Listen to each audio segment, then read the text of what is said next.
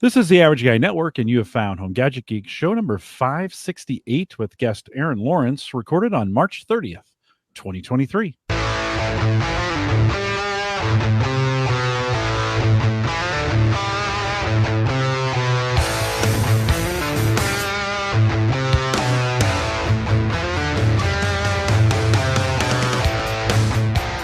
Here on Home Gadget Geeks, we cover all the favorite tech gadgets that find their way into your home. News, reviews, product updates, and conversation, all for the average tech guy. I'm your host, Jim Collison, broadcasting live from the AverageGuy.tv studios. Here in spring is on its way, Bellevue, Nebraska, and of course, we post a show with world-class show notes. And this week in particular, you're going to want to head out, the AverageGuy.tv/HGG568. Erin has given me some great notes and some great links, and you're going to want to follow her out to the site to get that done as well. Big thanks to Mike Weger, who was on last week. Erin, he's like you now. He's a big deal, so he only comes on every, every so often. Yeah, tell him I say hi next time you see him. It's not weird anymore not seeing him as part of the broadcast, but it's certainly miss chatting with him. Well, he did a good show. We talked about some golf gadgets, and we talked a little bit about, is it time to upgrade? I have iPhone 12 and a Watch 4. Is it time to upgrade? I'm certainly far enough away from both of those. So we had some great conversations with him last week about that. And so big thanks to him. Big thanks to our Patreon subscribers. If you're finding value in the podcast and you want to give back, jump on the Patreon team, theaverageguy.tv/Patreon. You've already heard from her, but she's back. One of my favorite episodes always. Erin Lawrence is here. Erin, welcome. Hello, Jim. Thank you for having me back. Always good to have you. I kind of follow you on YouTube because that's a great place to catch all your videos, keep up with you, see what you're doing. And the gadgets are just keep coming. I mean, the hits it's not stopping, right? You've been super busy.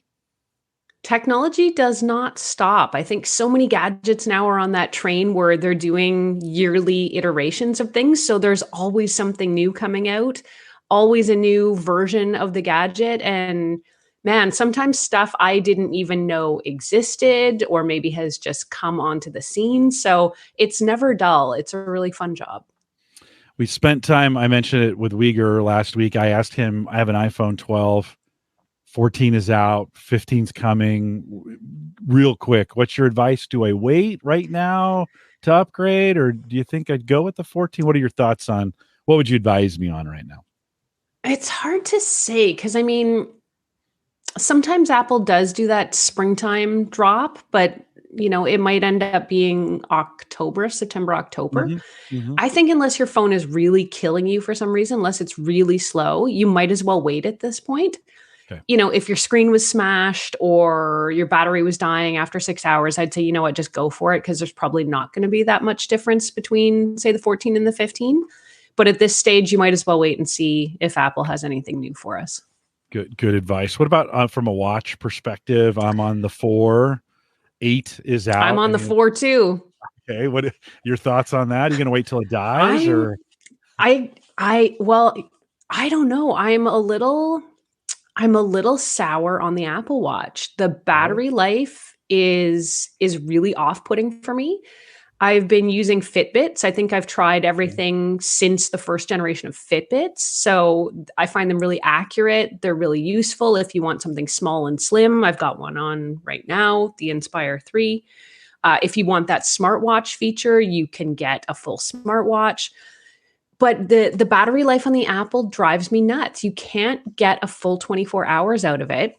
So you've got to either sacrifice having it on during the day when you might be wanting to get your alerts or notifications, or you've got to take it off when you sleep and you're not going to get any of those sleep metrics. So that for me is really frustrating. And I'm kind of waiting for Apple to put on its big tech company pants and put a real battery into one of these watches. And then I will definitely take another look. Do you think it's the trying to have too powerful of features on a watch that just no matter how big the battery is? I mean, Windows has this problem, right? Every time they tried to scale Windows down to something smaller, it just didn't do it. Do you think the iOS or the Watch OS has that same problem? I don't know. I mean, I think there's features in a lot of these watches that most of the average people out there don't need. Like, who needs a blood oxygen sensor? Honestly, like, unless you're an elite athlete, there's Yeah. really no point in having it. And they brought out that sort of newer version of the watch that is more geared towards people that need that rugged, elite kind of Hmm. gadget. So, I mean, if you want to reserve those kind of special features for something like that and people want and can pay more for that and get shorter battery life, sure. But I think there's probably too much going on. I think you've hit the nail on the head that there's too much going on for the average person. Most of us just want like, a few days battery life and Yeah. and to get our text messages and everything Yeah. else on the watch. So Yeah. Yeah. I don't know. Apple seems like it's come a long way from being a true innovator, in my opinion. So, I mean, their products are still great. They still work seamlessly together. And, I own most of them, but damn, I want them to be better at some things. Yeah, yeah, that's interesting. We talked a little bit about that last week with, using it while you sleep or just during the day, and I kind of don't want it on my wrist at night, so I don't use the Mm, sleep features. I could put my phone in a sleep position if I wanted to for it to listen mhm. on some of those kinds of things. For me snoring, I already know I snore, so I don't know if I want my phone telling me that every single day. Reiterating it. Yeah, yeah. So Ed Sullivan, who is super famous, you recommend something, he buys it. Yes. Last week Uyghur was talking about the Apple, the Apple Watch 8, and Ed bought it after the show. And I was And a little bit like, well, he really likes it. I mean, he's so far. okay. He had just bought it on Friday. I was talking to him on Sunday about it, so we'll kind of see how that goes. I think I've decided I'm not going to replace it till it goes. Like, it's Yeah. fine just the way it is. I'll let it die. And then once it Or until dies, you have a reason. yeah. Like, I mean, if they brought out something that was, 7-day battery life, okay, now we're talking. Now that's a reason, I think, to want to upgrade to that. But, the thing about the watch is it's a great watch and it's perfectly seamless, especially if you have an iPhone. There's really nothing better. Like, none of the Fitbits, as accurate as they are on the fitness side, none of them can beat that seamless connectivity between an iPhone and an Apple Watch.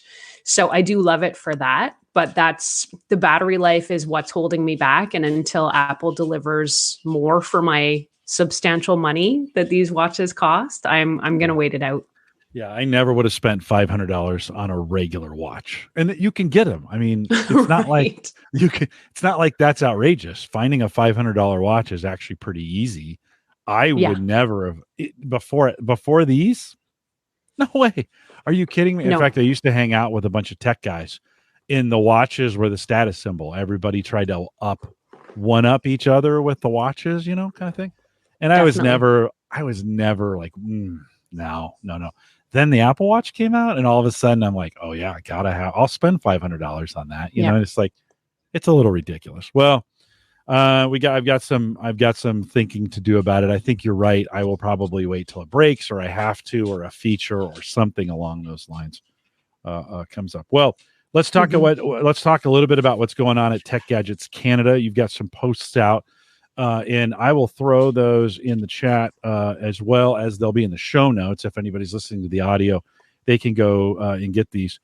I've been spending some time last 4 weeks. I'm kind of back on intermittent fasting, trying to Oh, good for you. try to lose a few of the pounds that I found this winter. Again, you know how that goes, right? Just give them back to whoever had them. I know. Couldn't you just keep them?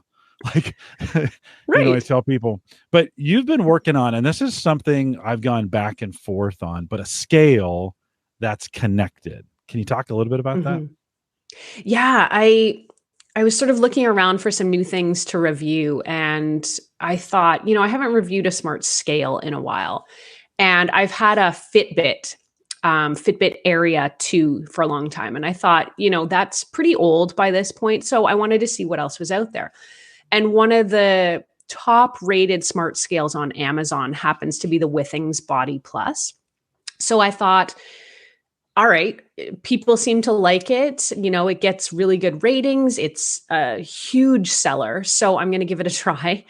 Now, I wasn't super keen on doing this in the first place because about 4 or 5 years ago, I reviewed another Withings scale, and I didn't have the best time with it. It was a buggy interface. It was very difficult to set up. It didn't work very well. It just wasn't a great experience. So I didn't give it a great review. But I thought, hey, a lot of time has passed. I'm going to give Withings another try. So I ordered this smart scale from Amazon, and it showed up. And right out of the box, it was very troublesome to get set up. I ended up having to call tech support, and I think I spent over an hour on the phone with tech support while they were trying to walk me through how to get this properly set up. And in the end, we got it set up, but then it wasn't taking measurements correctly, and it wasn't recording the measurements in the app, which is sort of one of the key features of this, that you're supposed to be able to weigh yourself on the smart scale.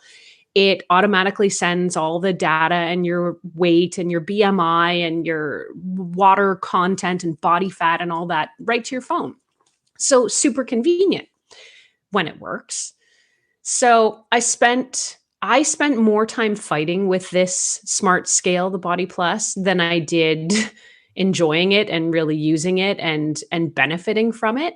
So it's been a long time since I struggled with a product enough to say don't buy it, but I can't recommend it. It's too much trouble, too much of a problem. And the fact that you've got to spend, an hour on the phone with customer service to get things going just says to me that it's not for the average consumer. So that was really disappointing. Well, I think sometimes in this tech space, we think every review has got to be a good review, right? And when I saw you had reviewed this and you were like, I don't think so. I was like, oh, good. Let's talk about that first, because that's one of those things. I think we've, in some areas in the tech space, we've lost that. Like you just spent some time when we were thinking about the Apple Watch. You were like, nah, the battery doesn't work. It's not working for me. I think we get some reviewers get on this hype cycle where they won't really be honest, right? They're afraid the manufacturers won't send them anything again. And maybe that's true or not true. In your experience, did you pay for this? Did they send it to you? No, I bought this one. Okay. Yeah. Yeah, no, I bought this one, and I'll do that with a lot of gadgets. I do have companies that reach out to me and will ask me if I can review their products. And whatever the circumstances are for the review, I always say I won't lie, and I'm always going to give you my honest opinion. And if you want me to say something about this product that's not true, I will absolutely not. So I'm pretty upfront with companies that, you can send me something.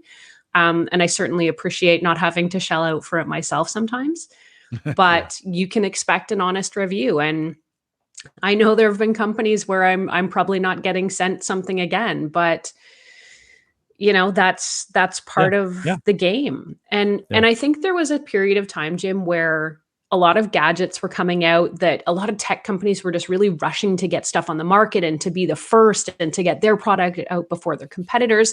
So we were seeing a lot of things coming out maybe 5 or 8 years ago that weren't ready for market, and they didn't work, and they were difficult to set up. And you did have to spend, 1 or 2 hours on the phone with customer service. But I think, in this review culture that we have in the social media culture where people's poor experiences go viral really quickly, I think companies learned that if your product isn't ready for prime time, you shouldn't be releasing it and you shouldn't be selling it to people. So those poor reviews happen a lot less these days than they did, 5 or 8 years ago. But I am always surprised when I get a product and it just doesn't live up to the most basic parameters of what a product should do. Well, Joe says he's glad he dodged that one and didn't buy it. He just picked up a Garmin scale. So good. That's one I haven't checked out. I'll have to look at it. Yeah, maybe good opportunity. We bought a new scale. It's digital.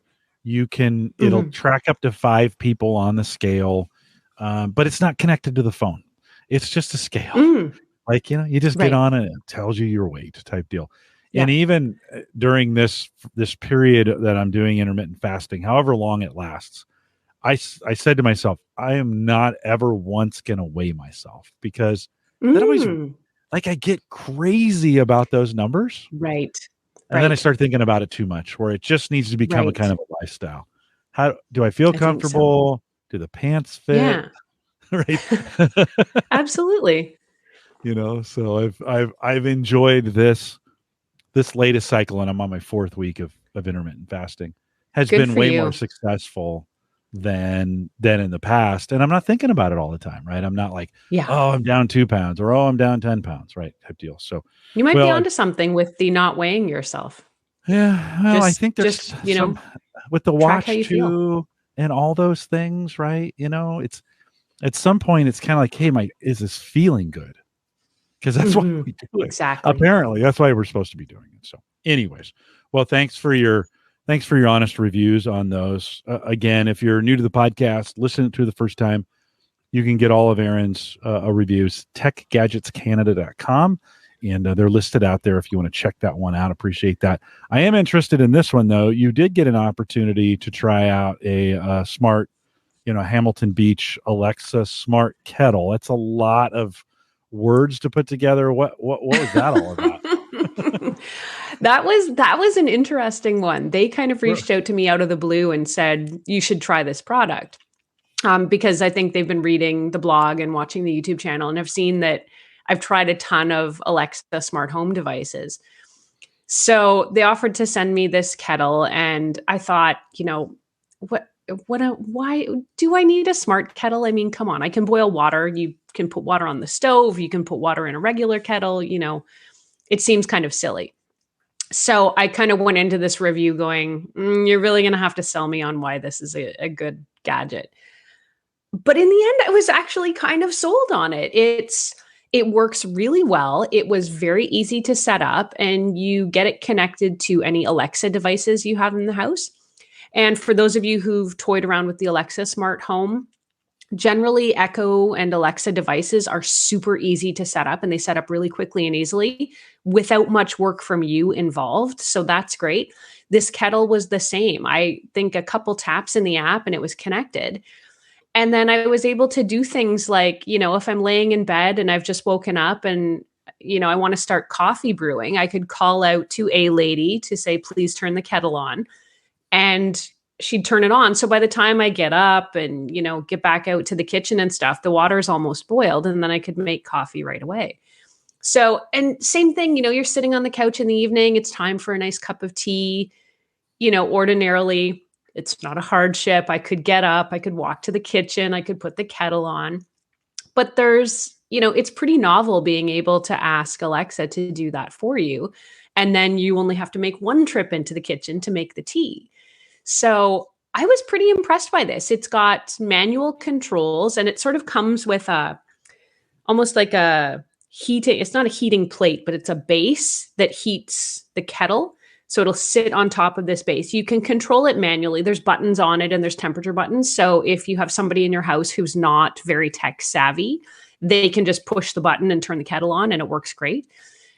You can also ask Alexa to set it to a particular temperature. So that if there's a temperature you like for your tea or your hot beverage or your percolator, Jim, you can just ask for that. Actually, I guess you wouldn't pour this into your percolator, but you get what I'm saying. Well, you could, though, to get it to speed up, like, you got to get that water. This would probably heat up Yeah, that okay. water to a certain temperature first, then pour that in, throw it on the stove to boil it if you want to do it that way. Just a faster Sure, way to okay. get to the perk. Yeah. Yeah, to the end result for sure. So I was surprised by this. I wasn't expecting much, and I kind of thought it would be a bit silly, but I very quickly came around to being a convert. Smart kettle, who knew? Yeah, who would have thought? 1,500 watt power rating, maximum temperature is 212 Fahrenheit, and it took 5 or 6 minutes to get the water boiling. I think I Mhm. can get the water boiling on my stove in about 8 minutes 30 seconds, so a Mhm. little bit faster here than taking it. Not a direct test. Who knows the temperature of the water going in? Right. Did you make much coffee? Let's get back on this coffee conversation because you coffee shamed me on the last show. So I have done that in the past. I'm not forgetting that ever. But did you make pour over coffee? Do you prefer that? I mean, how did you use this to make coffee? And do you prefer it this way to make it in a kettle, or do you still want to go back to making it the way you like it? I like it because I was testing out an automatic coffee maker about a month or two ago, a Cuisinart automatic one. And then that one went back. That was just on Mhm. loan. So I used it, reviewed it, and it went back. And then I kind of always just have a pour over setup at home for those times when I don't really have anything to make coffee with. So that's what I've been doing since the Cuisinart one went back. And it was great for that because it did boil the water really quickly. The other thing I liked about it too is that it'll hold it at temperature. So you can set it to say either hold it like at boiling for, up to an hour or whatever you want. You can change the settings on it. Um, or you can have it sort of hold at a cooler, warm temperature, if that makes sense. Mhm. And I Mhm. just found that was handy because if I was, not quite ready to get up, or we're watching a show and the tea is boiling in the kitchen, it's nice to just be able to wait for that commercial break, get up, go into the kitchen, the water's still hot, it hasn't shut off Yeah. completely. So there's some neat little tricks with this smart kettle that were quite handy. You've got a picture on your website of you holding it, and from the pictures on the review, I thought it was a smaller unit. Mm. This is a fairly hefty unit, right? I mean, it's a pretty this how much water can this thing heat up or and keep warm? I think that one was about 1.4 liters, if I remember Okay, correctly, okay, which, ooh, I'm not good at my gallons and my ounces. that doesn't matter. But it We made should learn the metric system. So 1.4 liters. We'll learn I the need to have metric a system. converter No, you're on the fine. side here. But yeah, I mean, it made a pot of coffee. My pour over is small. It does 6 cups, and I could probably do 2 pots out of it. So like a 10 or a 12 cup size in that kettle. It's certainly more than enough for 2 of us. Yeah, yeah, yeah. Um, would you know what I'd really love is to have a perk coffee maker that was Mm, this, right? Where that was I, smart. yeah, and so put it on, put the water on, go to bed, night before, and then either Yes. on a schedule or, Yeah. hey, lady, start the coffee. Mhm. It would heat that water up, it would perk it, and then it would know to stop, then bring it down and then keep it at a constant temperature. That would be a huge win, in my opinion, for coffee. What do you think? There has to be somebody working on that because we Yeah. have the Alexa Smart Kettle already. There are Alexa Smart Coffee Makers that are those automatic coffee makers that you can get set up the night before and you just call for it to brew or set it on that timer. So, I mean, there are people out there who like their percolated coffee, who like, French Mhm. presses. I am sure somebody is working on this because anytime there's a need, technology finds a way to fill it. Yeah, I just think brewing it automatically, then keeping it warm, but not too warm, right? I've Mhm. been testing out those. I got it. Not testing.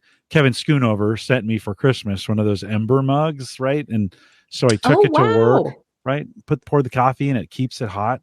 It's kind of amazing how after a while, my coffee's been, from time to time, I'll take a paper cup around the office, Mhm. and it gets cold, and I'm like, oh, this is What disappointing. happened to my coffee?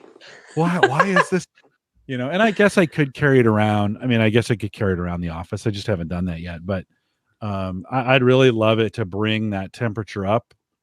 Bring it up, Mhm. boil it, perk it, then bring it down to a one, whatever we're going to keep it at, whatever temperature you want to keep it at. Would be great. Mhm. What's the retail on this? Did it seem pretty reasonable? That one it's not very expensive, $79 US, Oh, okay. which to me, I mean, it's more than a stove top kettle, obviously, Mm-hmm. but, that it's not out of reach for a lot of folks, and Yeah. it would certainly make a great affordable gift. Yeah, reasonably not affordable. terribly unreasonable. My daughter makes tea all the time, and she'll, Mm, you hear that thing kick on, yeah. and then it boils the water fast for her. She gets that done and has her tea. And maybe this will be Yep. one we'll look at, the next time we need a replacement. How often, when you were testing it, how were you doing it a couple times a day, do you think, to boil water once Yeah, maybe for I'd say coffee? twice a day. Coffee in the Okay. morning, tea at night. And then the other thing that I did put in the review at techgadgetscanada.com and in the video was the only thing I think this kettle is missing. So maybe wait for Gen 2 is there's no notification function. So Mm, it's missing. I mean, it needs Alexa to say, "Hello, Erin, your water is ready." Do you know what I mean? And it doesn't do that. And there's no push notifications in the app or anything. So I think that was a bit of a missed opportunity on this kettle yeah. because Yeah. it doesn't have that whistle feature. So, I mean, because it boils water so fast, I guess you should just assume that 5 minutes after you ask for it, it's going to be ready. So go get your stuff. But if you're anything like me, you've become distracted by any number of other things going on in your house and your life. And you're like, oh, right, I put the kettle on. So, Yeah. Yeah. Well, I use the timers. I use the A-Lady timer. So I mm, put I mix it all to get it all set up, put it on stovetop, turn it to high, and I know 8 minutes is what it takes. So I tell the A-Lady, yeah. set a coffee timer for 8 minutes. And as that thing's going off, I'm coming in. It's about 15 or 30 seconds away at that point from where I need to turn it down. It varies because the temperature of the water I put in there to start with is not always Hmm. the same, right? Right. Sometimes a little longer, sometimes a little shorter. Then turn that to low and say set a brew timer for 6 minutes, and it brews for six. Then I pop the thing off. What'd be great is You if got that it dialed integrate with a in. smart stove. That would be the Oh, right, yeah. have a routine, do my coffee routine, and it would just heat it up. Although you do kind of want to find that sweet perk spot in the, in the Hmm. coffee where you're getting that perfect bubbling, and Yeah. you can start smelling it. And you're like, oh, and then you turn it to low really fast. Hope it doesn't boil over. Well, yeah, that is. I'll have to keep my eye on some of those because I still would like to go back to an automatic perk, Hmm. device of some kind. So if you see one, you let me know, and All right. Eyes I'll are buy it and try. peeled. I'll buy it and try it out, and I'll make sure it gets no patina when we're Oh, nice. Good when we're doing job. it. We are you're also spent some time looking at a mixer, which, I think we're using more and more these days. It seems like that since the pandemic, we've maybe seen that a little bit more. But you got an opportunity to try out this GE Profile 7 quart smart mixer. These all have really long titles with AutoSense. They do. Yep. Uh, S7 Max V Ultra Pro. right. Yes. The naming conventions are getting a little out of hand. But this mixer, But I was maybe a little actually pricey, right? Maybe a little pricey on this one. oh yes. This one is I think it retails for $9.99 and $999. Mhm. This is the GE Profile Smart Mixer with AutoSense, like you said. I was one of the first reviewers, I guess, to get it hands on in my home. They had these out for CES earlier this year, which is the Consumer Tech Show. But I was able to beg for a temporary loan of one of these devices for a couple weeks so I could try it out here in my home and really see what it's like to use and if it's useful. So the premise with this is not to cross brands here, sorry GE, but it's essentially like a KitchenAid stand mixer, which we're all Mhm. familiar with, but it has smarts tied in. So it has Wi-Fi connectivity. You can use voice control with it. You can control it with the app that comes with it. For the most part, it'll work similar to any other stand mixer, but it's also got these recipes that it guides you through. So I think one of the first recipes I made was cinnamon buns. And if you've ever tried to make your own bread or cinnamon buns at home, it can be a bit finicky and tedious, and there's, proper kneading and rising time and everything else. So I tried this recipe out, and I've got to say, I kept making the cinnamon buns because they turned out perfectly. The Oh. machine can tell when when the dough is mixed to a certain degree. So it knows, it's got a torque sensor in the motor head. So it will tell you like, okay, it's had enough mixing, or it sort of knows according to the time that it's gone, how much more or less mixing it needs.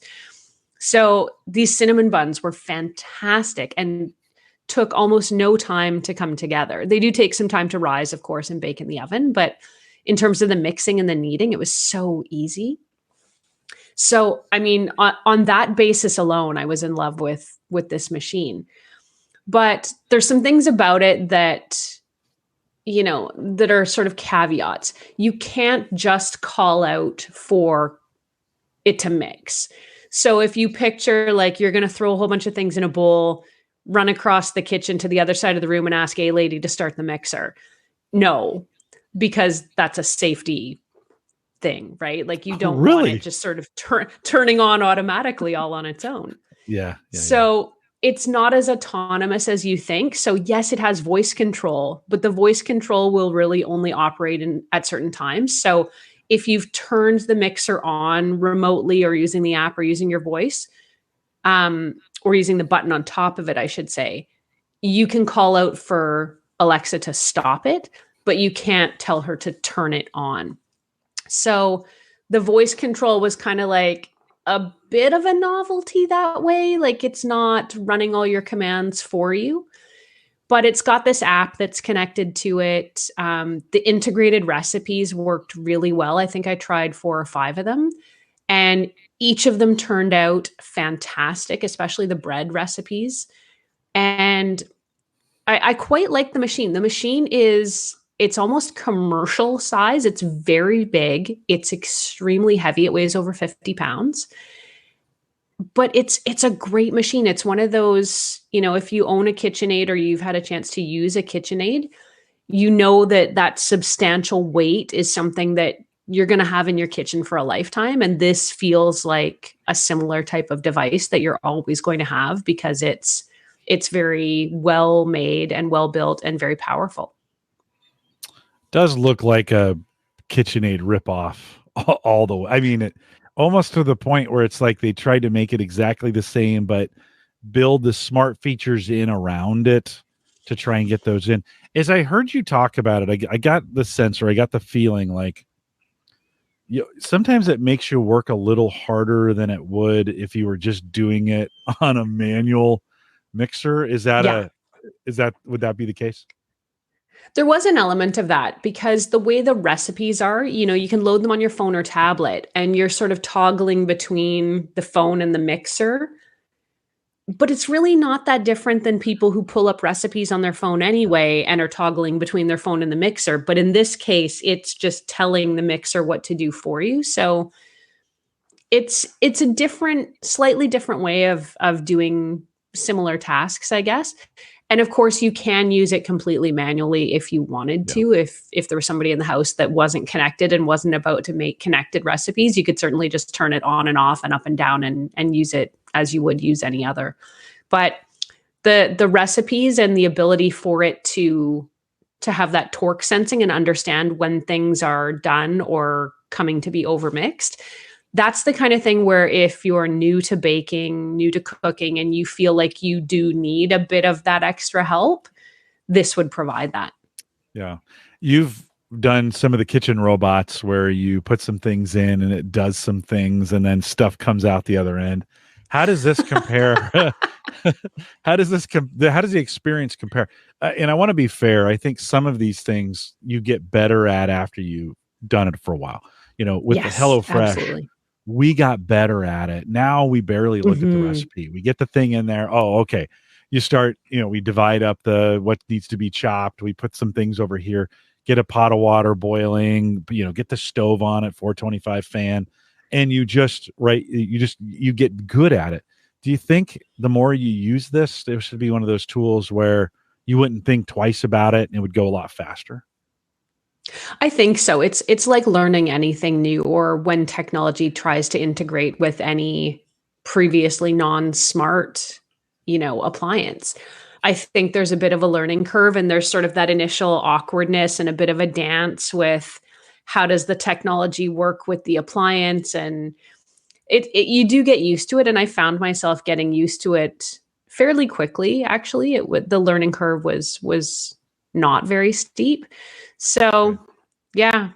But for $1,000, like that's a lot of money for a mixer. It's a lot of money. Now, listen though, a good KitchenAid, like the bigger KitchenAids of sort of the same size and weight and capacity, those are anywhere between $500 and $700. So we're not far off the price.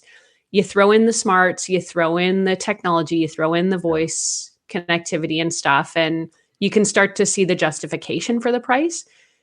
My sense of this mixer though is you might want to wait and see what Gen 2 brings, or if there's some firmware updates and more recipes that come in with this, because there was really only a handful of recipes.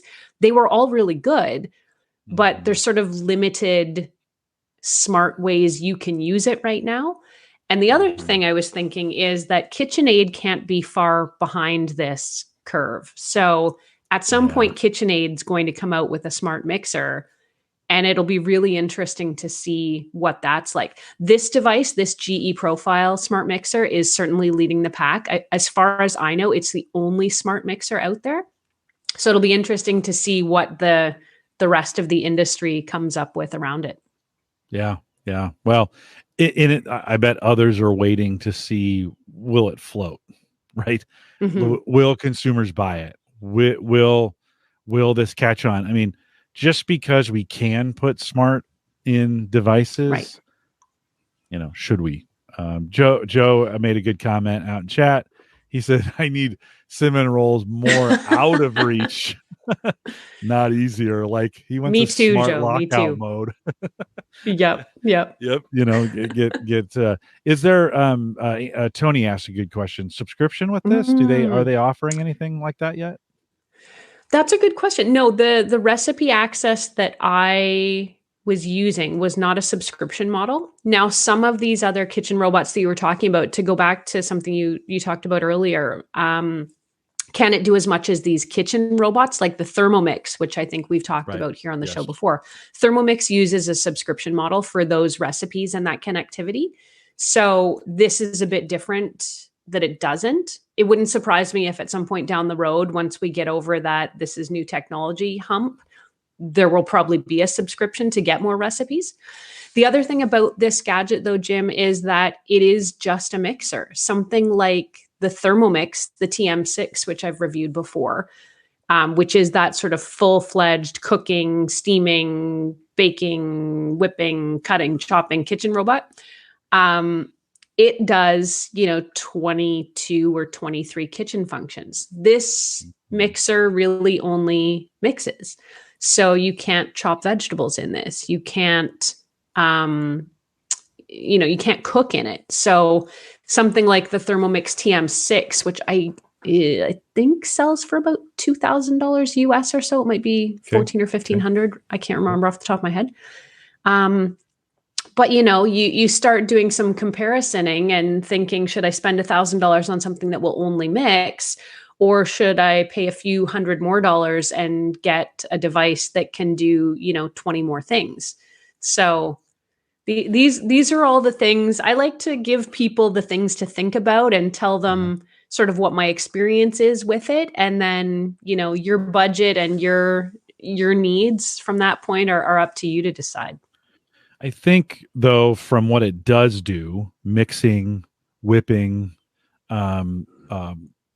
kneading, right? Some of those those are very specialized. I'm showing on screen right now some of the attachments for it. It also looked like it had like the KitchenAid.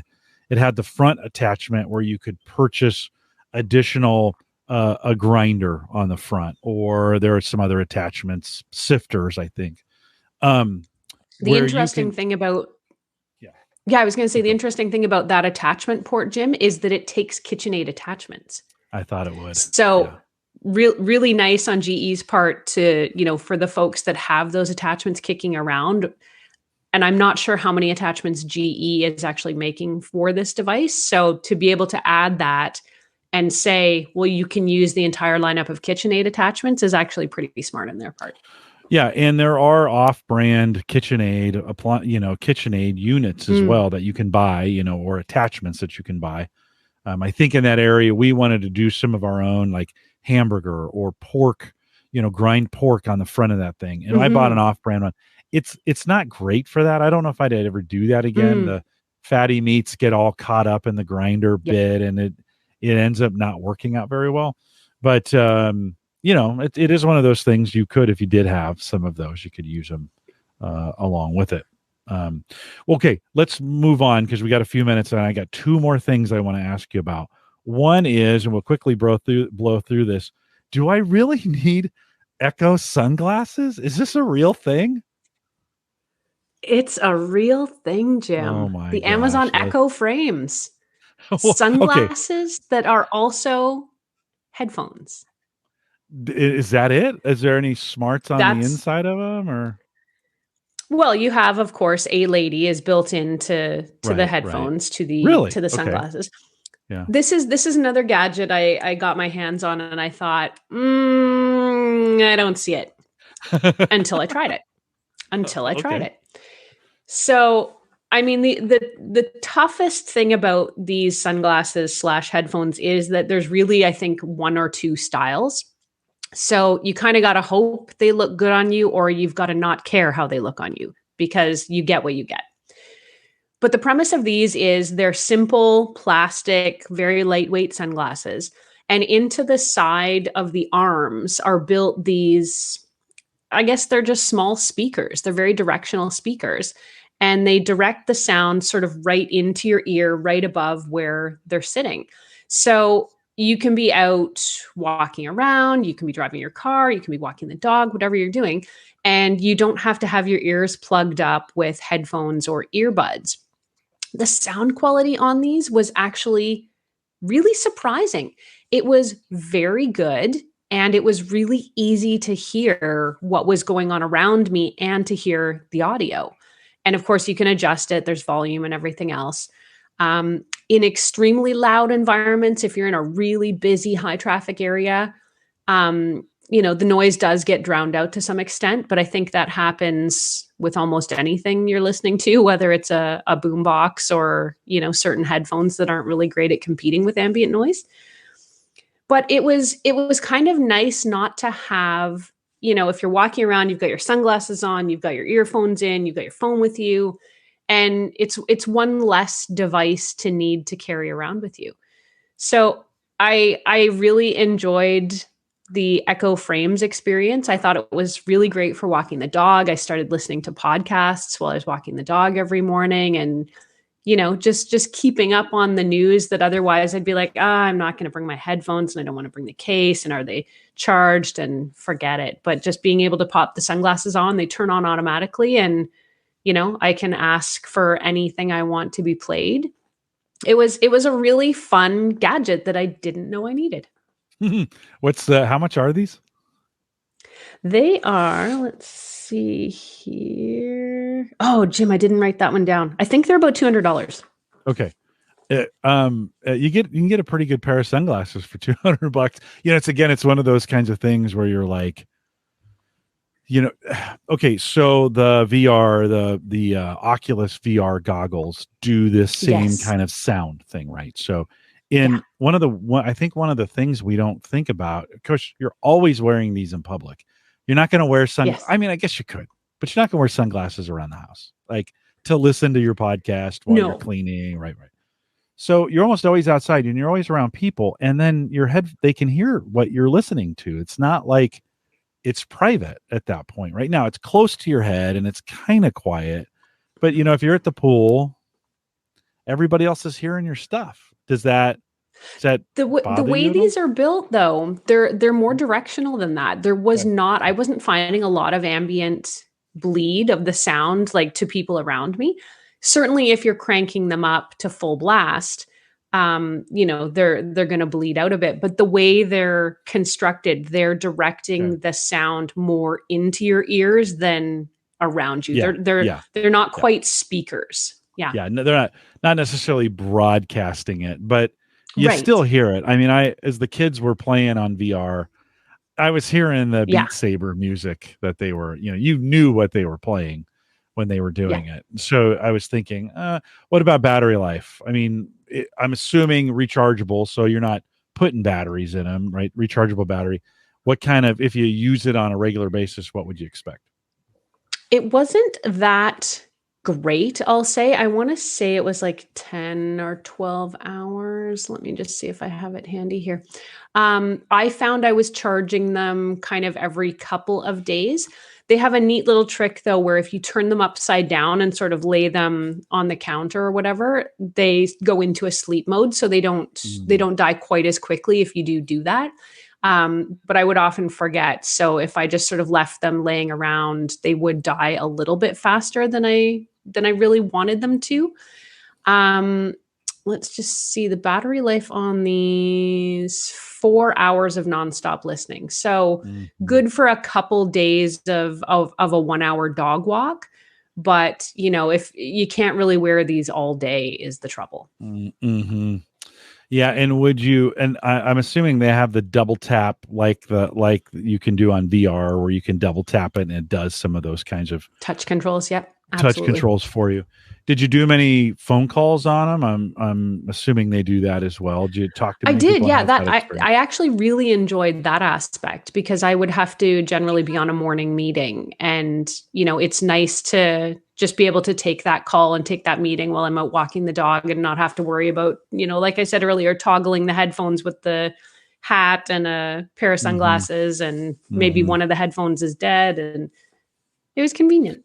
Would you exercise in them outside? Would you take them outside for a run or a bike ride or anything like that? Yeah, I think I could definitely actually bike riding is a good use case that I didn't Yeah. try them for, but now I'm going to because again, you don't, between having your helmet on and the head strap, and you don't need more things to deal with around your head. So I think these would actually be really good for bike riding. I'm going to try that out this weekend. I've heard that you might have a new bike that you might be able to try these on. Is that true? I can. I got my first e-bike. I'm Wow. really excited Nice. about this. I've been debating getting one and kind of thought, will I use it? Will I not use it? What am I going to do? So I was really excited to try one out, and I got the opportunity to try out a bike from a company called Juiced. So I got I think it's what they call a commuter model. So it comes with some really cool accessories that make it good for, running to the store or whatever. So it's got a rack on the back, it's got a bell, it's got a really comfortable seat, it has a headlight, just a really good package. So that's why I ended up choosing that one. But it's also got a really huge battery on it. Um, I guess both in size and in longevity and distance. I keep trying to kill the battery. I think I've had it for about 3 or so weeks now, and the battery is still going. I haven't had to recharge it yet. So Really? Wow, that's pretty yeah, good. Yeah. yeah, it's amazing. And so I'm new to e-bikes. So for anybody out there who knows a lot about this is going to sound, juvenile, but um, it's got pedal assist in it. So I can pedal and I can adjust the levels of health I get from the bike, which I think is so fun. I love that because I get to still sort of feel like I'm working, but I don't have to work that hard. And then, of course, if I don't want to pedal at all, I can just, use the throttle and ride it like a tiny motorbike. So it's been really fun trying it out. There's so many things I didn't realize about an e-bike. One of the things is they're quite heavy because the battery is quite large and heavy. Mhm. So if you're just riding it on your own, the bike weighs somewhere in the neighborhood of 55 pounds or something Yeah, like this. they're So heavy. They're heavy if duty. you're doing the work, yeah, it's more work, but you get Mm, that extra help from the battery, which is fantastic. mhm, So mhm. I've really been enjoying this one. I think it's a fantastic bike. It's a fantastic battery. I think it's really comfortable. I had to assemble it myself out of the box, which I have never done in history of me, nor do I know really anything about bikes. So I was a little nervous and intimidated about having to assemble it. but it was really only 4 or 5 small assembly tasks, and the bike hasn't fallen apart under me yet. So I think I must have got them right. Juiced actually provided really good instructions and video instructions for how to do it. So I felt pretty confident in it when I was finished. Yeah, I showing some of the packaging there. It looks pretty robust from a shipping perspective. Now, wait a minute. You live in Canada. It snows all the time. You're only going to get to ride the bike 4 months a year, 5 months a year, 2 weeks right? of the year. Yeah. Is it really that bad, or is No, it more friendly I than mean, that? it's the cold. It's more friendly than that. But I mean, if anybody out there who, bikes to work or likes to cycle for fun and stuff, I mean, you've got gear and cold weather, gloves and hats and leggings and things that you're going to put on. You can certainly bundle up against it. I'm way more of a fair weather cyclist. If Yeah. it's raining or snowing, if it's inclement, I'm not super inclined to go out on it. But I got this one because I wanted to be able to just go to the store, to grab a few groceries, to pick up a bottle of wine for supper, to, dash over to the library and drop off, a couple books without always having to get in the car. So the neighborhoods that we spend time in are really conducive to that. So I just thought, if I'm ever going to do it, it might as well be now, and let's see what it's like having a bike, and if I can, if I can make that leap to using my car a little less. Yeah, I've often thought of picking up. I'm a 10-mile straight shot from where I live to Gallup, and it's a pretty easy. There's one stretch of road where it's a little sketchy, but you just go really fast to get through it, right? And I've often thought of getting a. I mean, I've ridden it on a regular bike before.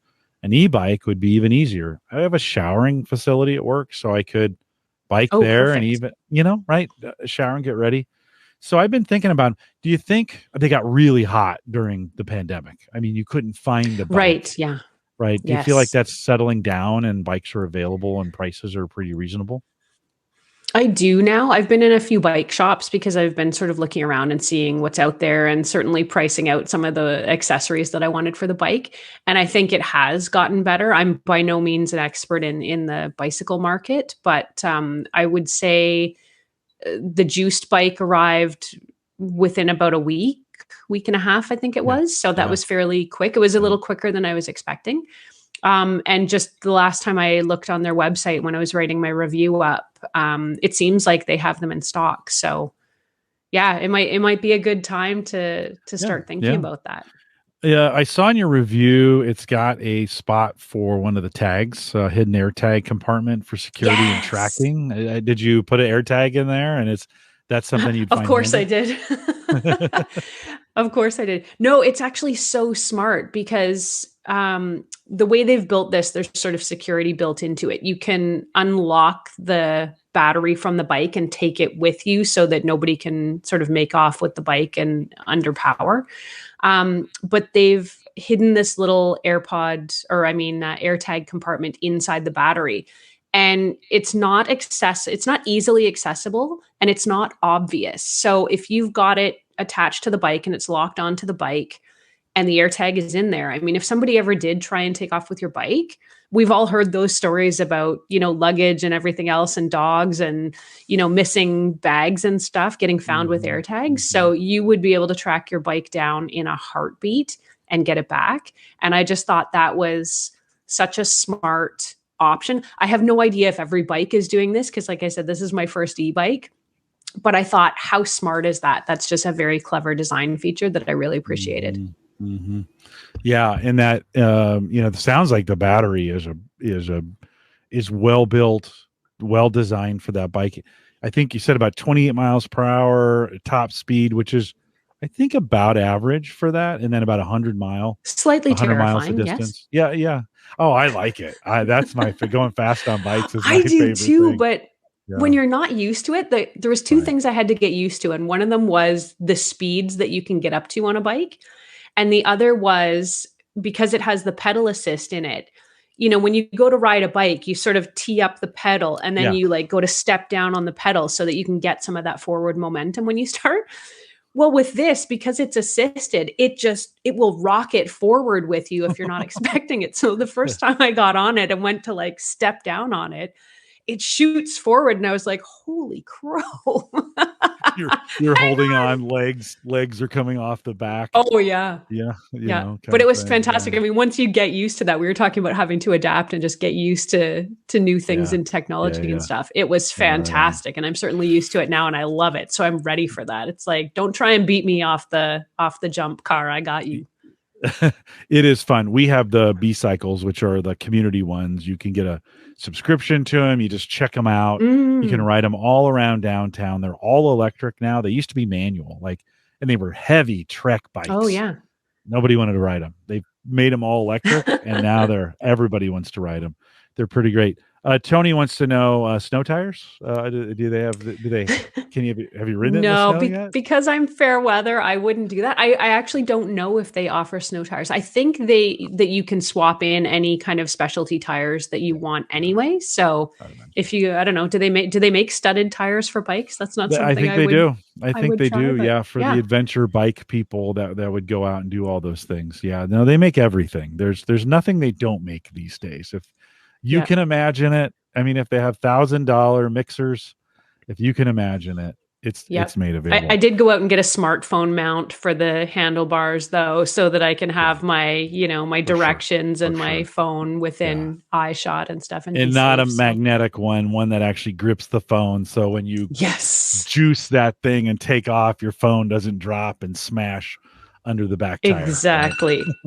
Exactly. Well, I need to let you go, but before I do, what's coming up at techgadgetscanada.com that you got anything coming up exciting you want to pimp before you take off?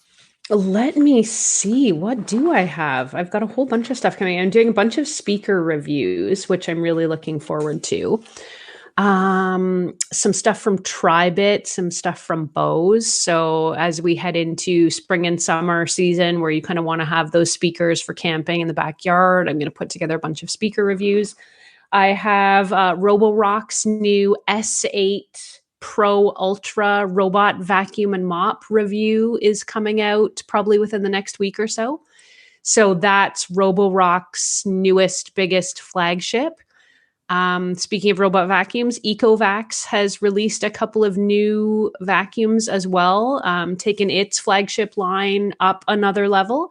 So as far as I know, I think I have those all coming to me for reviewing this spring. So those will be on tap. And I'm looking around the test kitchen here to see what else I have. Any toothbrush? Trying another smart scale. Toothbrushes, yes, I'm going to try. Philips has a new toothbrush and a new water flosser out that I will be able to get my hands on with probably in the next month or so. Nice. So definitely. And I know how much you like to talk about toothbrush technology, so we will talk. I do. And yet I'm still, I even got the okay to do the robot vacuum cleaner and I just having trouble pulling the trigger on one. There's so many different options and you do it. And I haven't pulled the trigger. I need to. But that's the hardest thing about tech. That's where the reviews come in handy, right? They do for sure. Erin, thanks for coming out. If you want to get more info on Erin, techgadgetscanada.com. Make sure you follow her on YouTube as well. Lots of great videos coming out. Click the notification bell so you get all the notifications because you're probably a couple a week, 3-4 a week. Yeah, I think I'm up to 3-4 a week. Yeah. So make sure you're getting notified of it. Erin, thanks for coming out. Have a great evening, and we'll see you in, 2 or 3 months. Thanks, Jim. Thanks for having me, and thanks to your audience for listening in. I'll talk to you soon. Thanks, Kevin. Thanks for coming out. Appreciate it.